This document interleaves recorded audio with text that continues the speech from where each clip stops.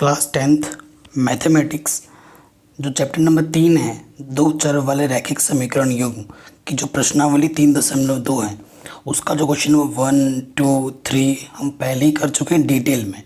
इसका जो basic concept है वो भी मैं पहले समझा चुका हूँ। अगर आपने नहीं देखा तो प्लीज़ देख लेना। आज के इस वीडियो में क्वेश्चन नंबर 4 और 5 हम करेंगे, ठीक है।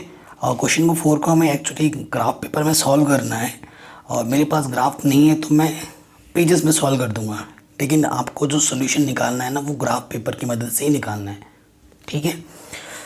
चलिए स्टार्ट करते हैं। क्वेश्चन नंबर 4 क्या बोल रहे हैं, निम्न रैखिक समीकरणों के युग्मों में से कौन से संगत हैं असंगत हैं वो आपको बताना है। यदि संगत है तो ग्राफी विधि से हल कीजिए। अगर संगत है तो उसको ग्राफी विधि से आपको क्या करना है, हल करके बताना है उसका आंसर, ठीक है। ग्राफी विधि से हल करना है, ये बड़ी ज़रूरी बात है, ठीक। चलिए शुरू करते हैं। 4th का पहला क्वेश्चन, ठीक है। वीडियो को अभी कर दो लाइक। सारे चैप्टर करा रखे मैंने, आप प्लेलिस्ट में जाके देख सकते हैं, लिंक्स मिल जाएगी आपको डिस्क्रिप्शन पे भी, ठीक है। सो देखो पहला समीकरण में क्या दे रखा है, x + y = 5, और जो दूसरा समीकरण में दे रखा है वो है 2x + 2y = 10, ठीक है। ये दूसरा समीकरण है। संगत कब होता है असंगत कब होता है, ठीक है। जब हल होगा तो संगत होगा, जब हल नहीं होगा तो असंगत होगा, ठीक। जब भी समीकरण इस रूप में दे रखा होगा आपको सही रूप में लिखना पड़ेगा। बराबर के उस तरफ अगर कुछ है तो आपको बाईं तरफ लाना होगा, तो आप ऐसे लिखोगे सही रूप में लिखने पर,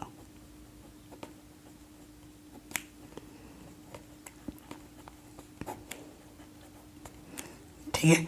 सो ये क्या हो जाएगा, x + y - 5 = 0, ये सही रूप है।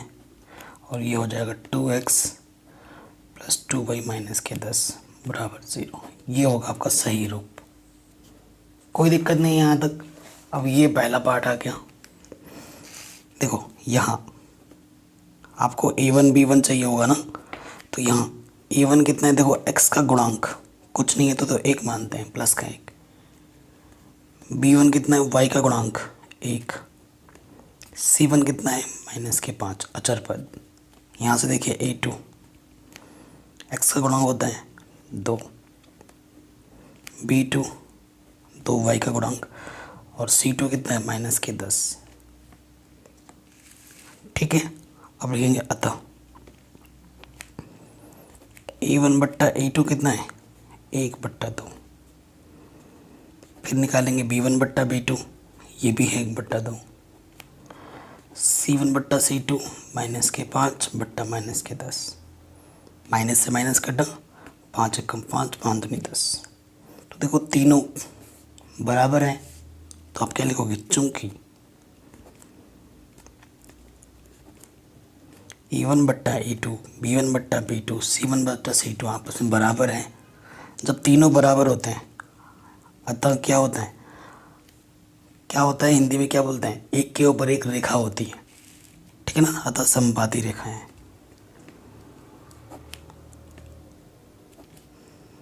समपाती रेखा होने पर क्या होता है, अनेक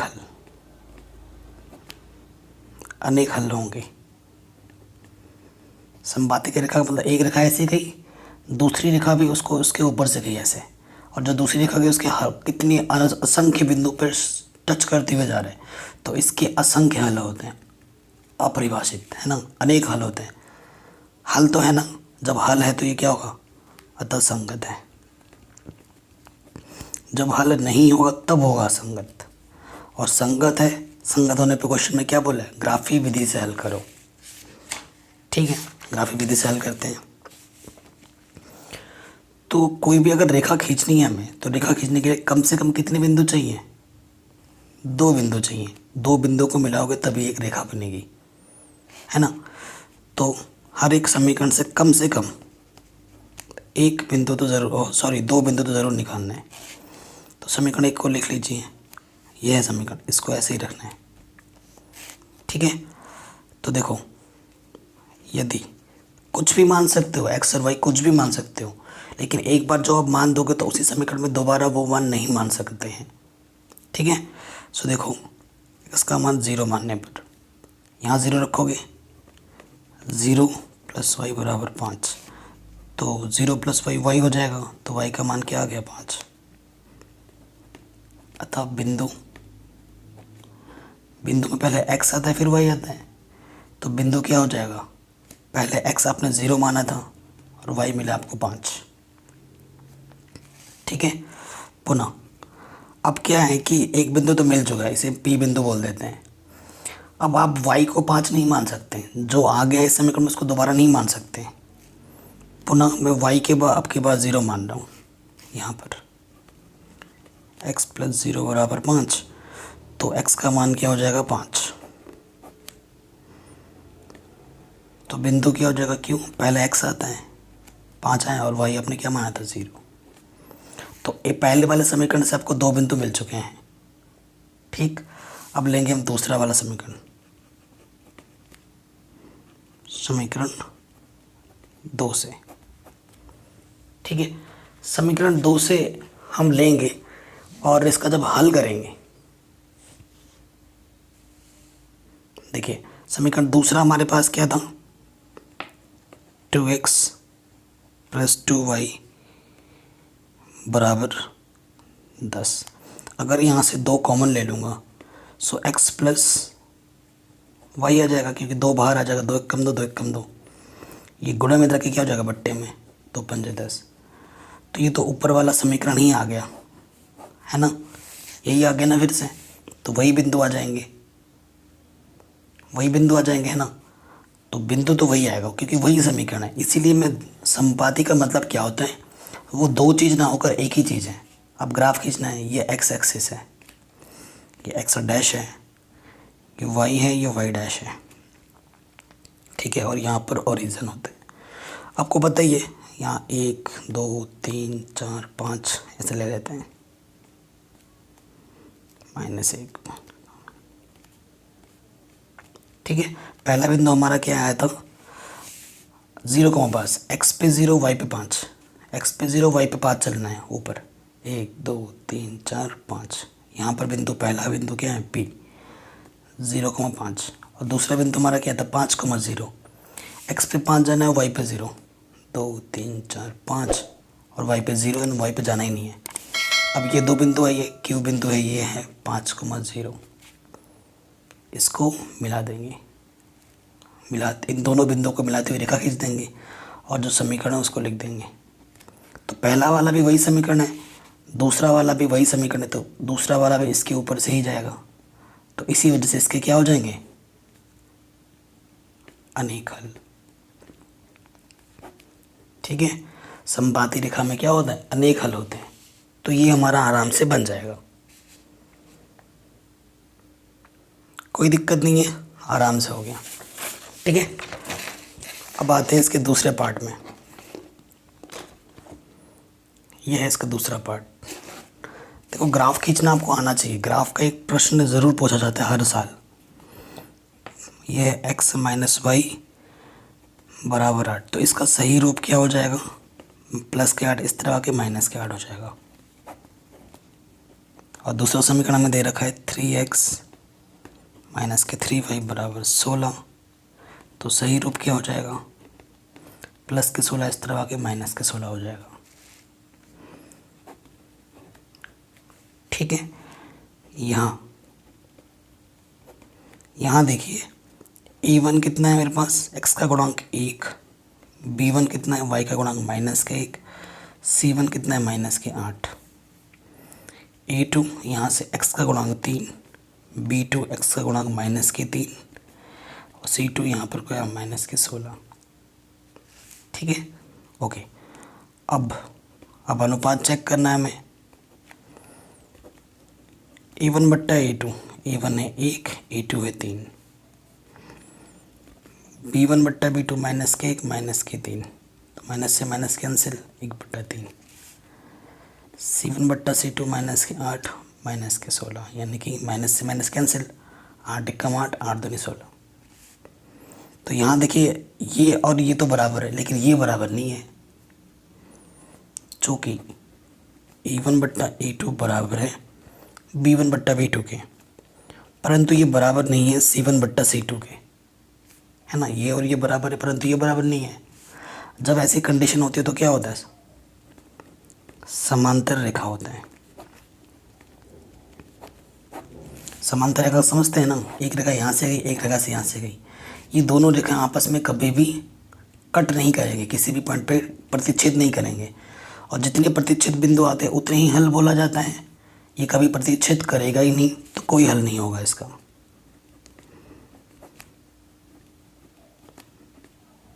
कोई हल नहीं, कोई हल नहीं का मतलब क्या होगा, असंगत। असंगत है क्योंकि हल होने पे ही संगत होता है, तो ये असंगत है। असंगत होने के पर हम इसका ग्राफ खींचेंगे ही नहीं, क्योंकि क्वेश्चन में क्या बोला है, जब संगत होगा तभी आपको ग्राफ खींच रहे हैं, असंगत होने पर नहीं खींचना है। तो ये क्वेश्चन बन गया आराम से। अब आते हैं इसके थर्ड पार्ट पे। ठीक है, ये थर्ड पार्ट आपको दिख रहा है, इसे हम लिख लेते हैं।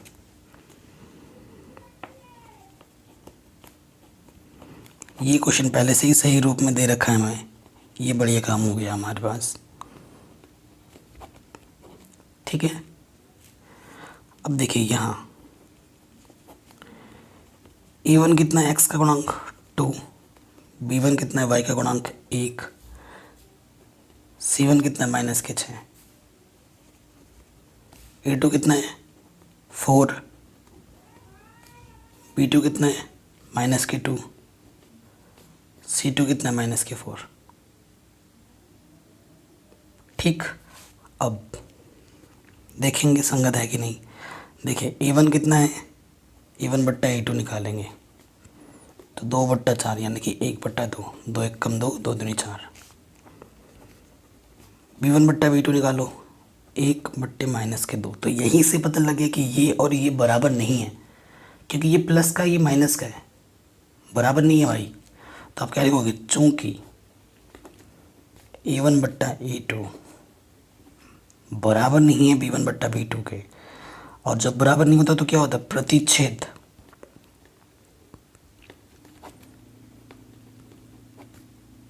करती हुई रेखा होती है, मतलब एक रेखा ऐसे गई, एक रेखा ऐसे गई, एक बिंदु पर टच करता है, केवल एक हल, केवल एक हल। हल तो है ना, हल होने पे क्या होता है, संगत। हल होने पे क्या होता है, संगत। और संगत होने पे आपको हल किस विधि से निकालना है, ग्राफिक विधि से। ठीक है, चलिए शुरू करते हैं।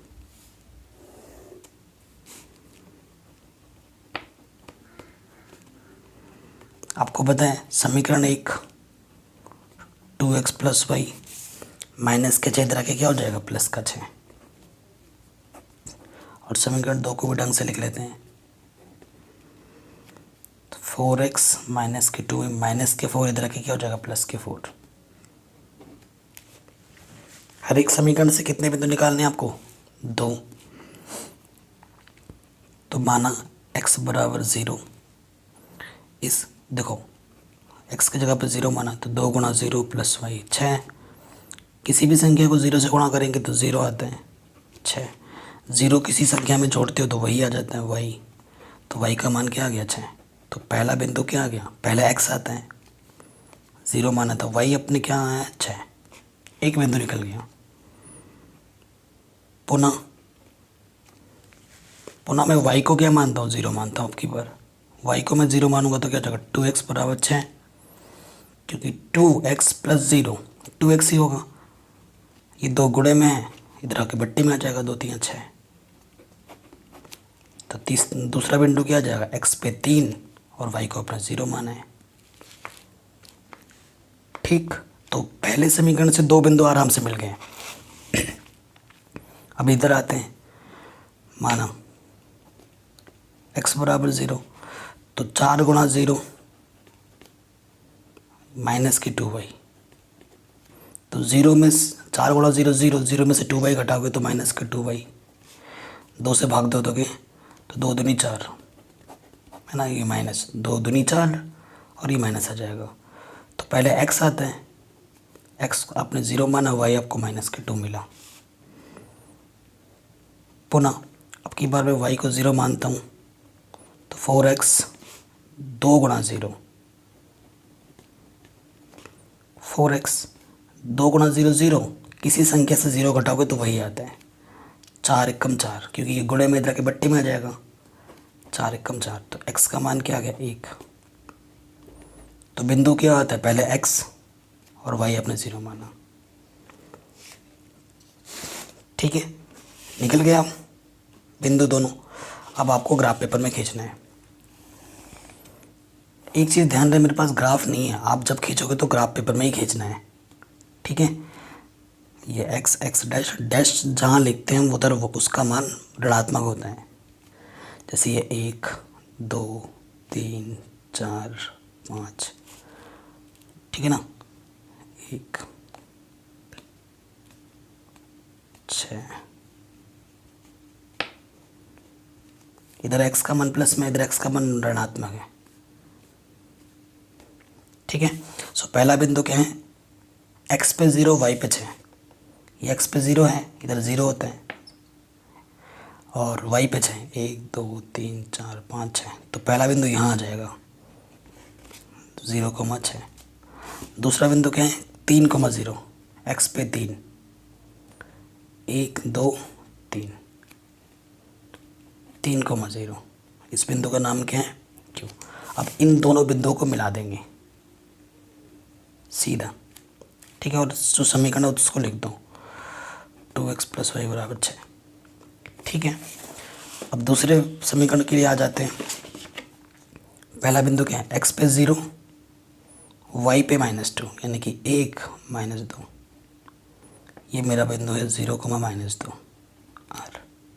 फिर दूसरा बिंदु क्या है, x पे 1 और y पे 0, मतलब x पे तो 1 जाना है प्लस का 1, और y पे जाना ही नहीं है, मतलब यहीं पे बिंदु है 1,0 ऐश।